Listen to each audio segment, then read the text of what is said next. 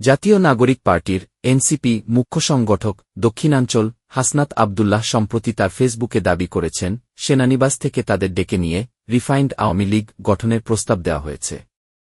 তিনি বলেন, এই পরিকল্পনা সেনানিবাস থেকেই এসেছে। কিন্তু তার এই বক্তব্যের সঙ্গে দ্বিমত পোষণ করেছেন এনসিপির উত্তরাঞ্চল মুখ্য সংগঠক সার্জিস আলম।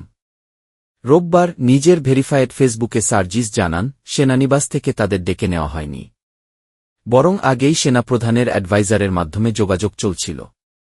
11 মার্চ তারা সেনাপ্রধানের সঙ্গে দেখা করেন। সার্জিস জানান, সেনাপ্রধান কোনো চাপ দেননি, বরং দেশের ভবিষ্যৎ রাজনীতি নিয়ে তার অভিমত প্রকাশ করেছিলেন। হাসনাত যেখানে কথোপকথনকে প্রস্তাব বলছেন, সার্জিস সেটিকে ব্যক্তিগত মত বলেই দেখছেন। তিনি আরও বলেন, সেনাপ্রধানের সঙ্গে আলোচনা খুব এক্সট্রিম ছিল না, বরং হাসনাতের ফেসবুক পোস্টে বিষয়টি একটু বেশি গুরুতরভাবে এসেছে। সার্জিস মনে করেন, এ ধরনের সংবেদনশীল আলোচনা দলের ভেতরে আলোচনা হওয়াই ভালো।